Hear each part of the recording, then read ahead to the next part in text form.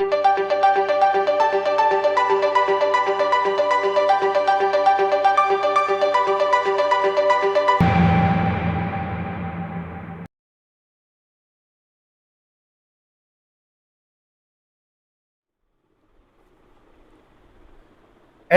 Life insurance company, जैसा कि नाम में ही इंश्योरेंस है तो बताने की ज़रूरत तो है नहीं कि एक इंश्योरेंस कंपनी है। दोस्तों, HDFC लाइफ इंश्योरेंस कंपनी बहुत सारे प्लान्स प्रोवाइड करती है, जैसे term plans, saving plans, ULIP plans, retirement plans, health plans, child plans.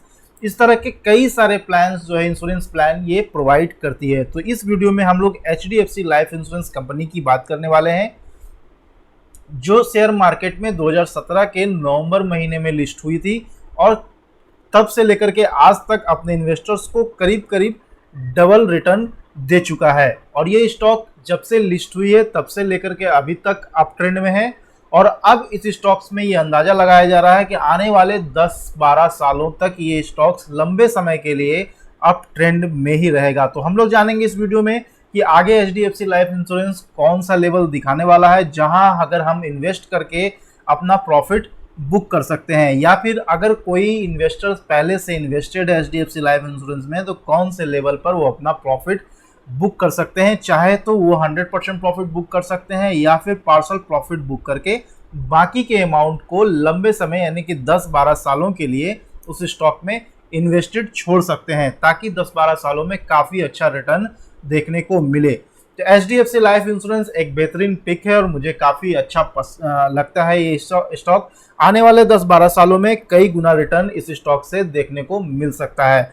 तो इस वीडियो में HDFC लाइफ इंश्योरेंस कंपनी की हम लोग थोड़ी बहुत फंडामेंटल एनालिसिस करेंगे और उसके बाद मोस्ट इंपॉर्टेंट पार्ट इस वीडियो का जो है टेक्निकल एनालिसिस, इसके प्राइस चार्ट पर चलकर हम लोग इसकी टेक्निकल एनालिसिस भी करेंगे। लेकिन सबसे पहले हम लोग इसके फंडामेंटल एनालिसिस करेंगे, जहां पर हम लोग क्वार्टरली परफॉर्मेंस देखेंगे इस स्टॉक का और एनुअल परफॉर्मेंस देखेंगे। क्वार्टरली रिजल्ट की अगर हम बात करें तो 2020 से 2021 के फाइनेंशियल ईयर में HDFC लाइफ इंश्योरेंस का जो सेल्स था, जो Q4 का जो इनका रिजल्ट आया था 2020 से 21 के फाइनेंशियल ईयर में, वो 19,186 करोड़ का आया था।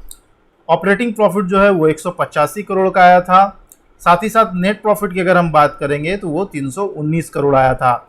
लेकिन अगर Q3 से इसकी कंपेयर की जाए तो Q3 में जो इनका सेल्स का आंकड़ा आया था वो 21,242 करोड़ का आया था। ऑपरेटिंग प्रॉफिट 260 करोड़ का आया था, जहां हम देख पा रहे हैं कि ऑपरेटिंग प्रॉफिट Q3 से Q4 में थोड़ा डिक्रीज होता हुआ देखा गया है। साथ ही साथ सेल्स में भी थोड़ी गिरावट देखी गई है। लेकिन अगर नेट प्रॉफिट की बात करें तो नेट प्रॉफिट Q3 में 263 करोड़ का था, जो बढ़ करके 319 करोड़ हो गया। तो Q3 से Q4 में जो इनका रिजल्ट आया है, अगर Q3 से Q4 को कंपेयर किया जाए तो सेल्स और ऑपरेटिंग प्रॉफिट में तो गिरावट देखी गई है, लेकिन ओवरऑल नेट प्रॉफिट में इनका जो रिजल्ट है वो अच्छा देखा गया है, जंप देखा गया है इनके नेट प्रॉफिट में। लेकिन सेम क्वार्टर यानी कि Q4 की पिछले फाइनेंशियल ईयर की अगर हम लोग बात करें, 2019 से 20 के फाइनेंशियल ईयर के Q4 के रिजल्ट की अगर हम बात करें तो वहाँ से काफ़ी अच्छा रिजल्ट देखने को मिला है।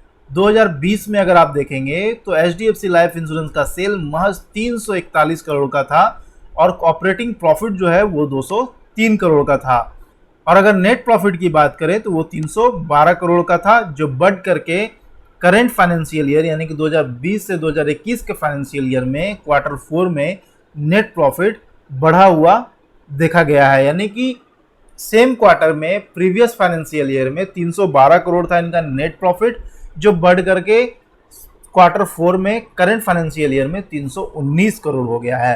तो क्वार्टरली रिजल्ट देखने के बाद अब हम लोग एनुअल रिपोर्ट की तरफ चलते हैं। एनुअल रिपोर्ट देखने से पहले मैं अपने दर्शकों को ये बताना चाहूँगा कि जो भी स्टॉक में इन्वेस्टमेंट करते हैं लंबे समय के लिए, क्वार्टरली रिजल्ट तो ज़रूर देखें, बट उससे ज़्यादा क्लियर फिगर अगर जानना है तो एनुअल रिपोर्ट ज़रूर देखें, क्योंकि क्वार्टरली रिजल्ट में शॉर्ट टर्म परफॉर्मेंस का पता चलता है, लेकिन एनुअल रिपोर्ट में लॉन्ग टर्म परफॉर्मेंस का बिल्कुल क्लियर ढांचा दिखाई देता है, जहां से आप लॉन्ग टर्म इन्वेस्टमेंट का एक सटीक संकल्प ले सकते हैं तो हमने क्वार्टरली रिजल्ट देखा, अब हम लोग एनुअल रिपोर्ट देखेंगे। और एनुअल रिपोर्ट में सबसे पहले अगर हम देखेंगे तो चारों क्वार्टर को मिला करके जो 2020 से 21 के फाइनेंशियल ईयर था उसमें सेल्स अगर देखेंगे तो 71,528 करोड़ का था। ऑपरेटिंग प्रॉफिट जो है वो 1184 करोड़ का था, लेकिन नेट प्रॉफिट आप देखेंगे तो 1361 करोड़ का था।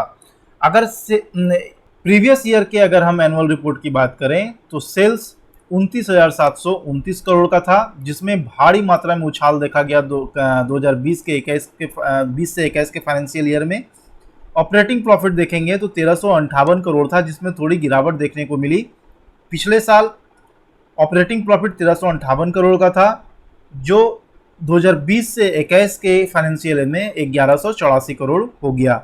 यहाँ पर थोड़ी गिरावट देखने को मिला है। अगर नेट प्रॉफिट की बात करें तो 1297 करोड़ था प्रीवियस फाइनेंशियल ईयर में, और करंट फाइनेंशियल ईयर की अगर हम बात करें तो 1361 करोड़ देखा गया है। तो ये यहाँ नेट प्रॉफिट बढ़ा हुआ देखा गया है, लेकिन ऑपरेटिंग प्रॉफिट की बात करें तो यहाँ पर थोड़ी गिरावट देखने को मिली है। अब अगर हम पिछले 10 सालों का रिकॉर्ड देखें तो यहाँ पर पूरे 10 साल का रिकॉर्ड तो नहीं है, बट 2013 से अगर हम रिकॉर्ड देखें तो 2013 में 14,060 करोड़ का इनका सेल्स हुआ करता था, जो 2021 में बढ़ करके 71,528 करोड़ हो गया।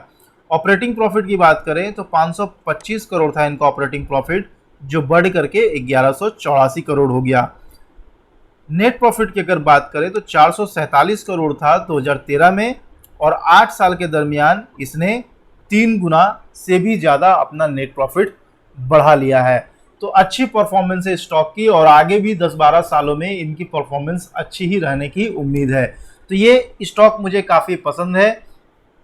अब हम इस स्टॉक के टेक्निकल चार्ट पर चलेंगे, जहां कुछ लेवल्स की बातें करेंगे, कहां पर एंट्री करना है, कहां पर एवरेजिंग करना है, और कौन सा वो लेवल है जो आने वाले 6 से 12 महीनों में देखने को मिल सकता है, और वहां पर प्रॉफिट भी बुकिंग किया जा सकता है। साथ ही साथ एक लेवल मैं वो भी बताऊंगा जहां से इसका नीचे जाना लगभग नामुमकिन सा है। अगर कोई लॉन्ग टर्म इन्वेस्टर्स हैं, अगर उन्होंने इन्वेस्ट कर दिया है या फिर इन्वेस्ट करने का सोच रहे हैं, तो वो लेवल ऐसे इन्वेस्टर्स के लिए काफ़ी अहम हो जाता है, क्योंकि उस लेवल से नीचे जब स्टॉक जाता है तो उसमें फर्दर भारी गिरावट आने की संभावना होती है। तो इसलिए एक स्ट्रॉन्गेस्ट सपोर्ट लेवल का जानना बहुत ज़रूरी होता है किसी भी स्टॉक में इन्वेस्टमेंट करने से पहले। तो चलते हैं टेक्निकल चार्ट पर और वहां जानने की कोशिश करते हैं कि वो सारे कौन कौन से लेवल हैं जिसकी चर्चा मैं आपसे करने वाला हूं। तो चलते हैं टेक्निकल चार्ट पे। तो दोस्तों ये HDFC लाइफ इंश्योरेंस का टेक्निकल चार्ट है, या फिर आप प्राइस चार्ट भी कर सकते हैं। और इसका जो करंट मार्केट प्राइस आप देख रहे हैं वो 693 रुपये के आसपास चल रहा है। चाहे तो करंट मार्केट प्राइस पर ही इस स्टॉक में एंट्री की जा सकती है, कोई दिक्कत नहीं है। लेकिन यहाँ पर आप देख पा रहे हैं कि मैंने एक लाइन ड्रॉ कर रखा है जो इस स्टॉक का एक रेजिस्टेंस लेवल है। तो मैं चाहूँगा कि अगर इस स्टॉक में एंट्री करनी है तो इस लेवल को तोड़ने के बाद जैसे ही स्टॉक ऊपर की तरफ निकलता है तो इस स्टॉक में एक अच्छी एंट्री बन सकती है। करंट मार्केट प्राइस 693 रुपये 80 पैसे का है, और यहीं पर इसका रेजिस्टेंस भी है। ये वाला लाइन तोड़ करके जब भी ये स्टॉक ऊपर निकल जाए और इस लाइन के ऊपर सस्टेन कर जाए 1 या 2 दिन, तो इस स्टॉक में एक बेहतरीन एंट्री की जा सकती है। बहुत ही बेहतरीन बाई कहला सकता है ये स्टॉक। और अगर ये स्टॉक इस लेवल के ऊपर अभी फिलहाल नहीं निकलता है, यहाँ से फर्दर नीचे आता है, तो दूसरा जो लेवल है वो है 614 रुपये का, जहाँ से ये स्टॉक स्विंग करके वापस ऊपर के दिशा में मूव कर सकता है।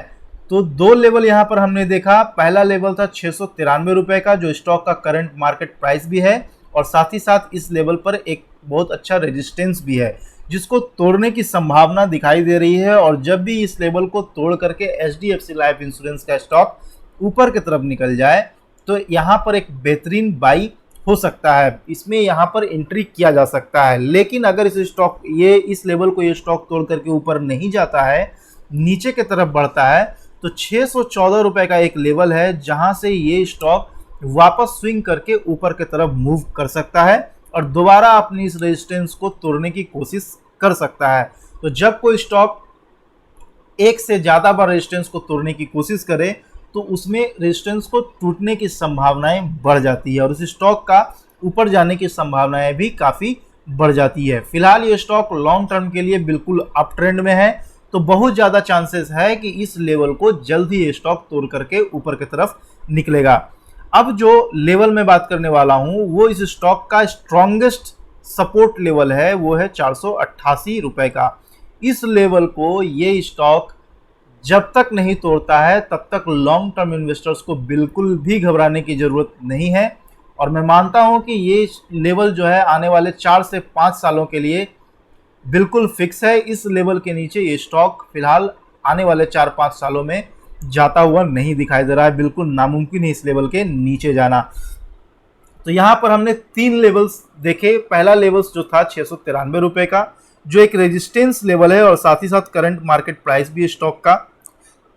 इस रेजिस्टेंस लेवल को तोड़ करके जैसे ही एचडीएफसी लाइफ इंश्योरेंस ऊपर की तरफ बढ़े तो जस्ट बाई कर सकते हैं इस स्टॉक को, बिल्कुल एक एंट्री बनती है इस स्टॉक में।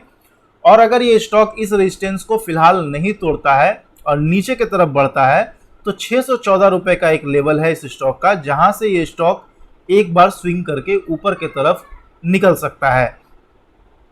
ये 2 लेवल थे और तीसरा जो लेवल है वो इस स्टॉक का स्ट्रॉन्गेस्ट सपोर्ट लेवल है, जिसको ये स्टॉक आने वाले 4-5 सालों तक नहीं तोड़ेगा। ये लेवल जो है बिल्कुल नामुमकिन है इस लेवल को तोड़ना इस स्टॉक के लिए। इसीलिए मैं कह रहा हूं कि जो लॉन्ग टर्म के इन्वेस्टर्स हैं जिन्होंने इस स्टॉक में इन्वेस्ट कर दिया है या फिर इन्वेस्टमेंट करने का सोच रहे हैं, तो जब तक इस लेवल के ऊपर ये स्टॉक बना हुआ है तब तक बिल्कुल भी घबराने की जरूरत नहीं है। लेकिन किसी मेजर कारण से, किसी मेजर रीजन से ये इस लेवल को जब ये स्टॉक तोड़ देगा तो इस स्टॉक में फर्दर भारी बिकवाली आ सकती है, भारी गिरावट आ सकती है। तो जब इस लेवल को तोड़ करके स्टॉक नीचे की तरफ बढ़े तो इस स्टॉक से एक बार एग्जिट बनता है।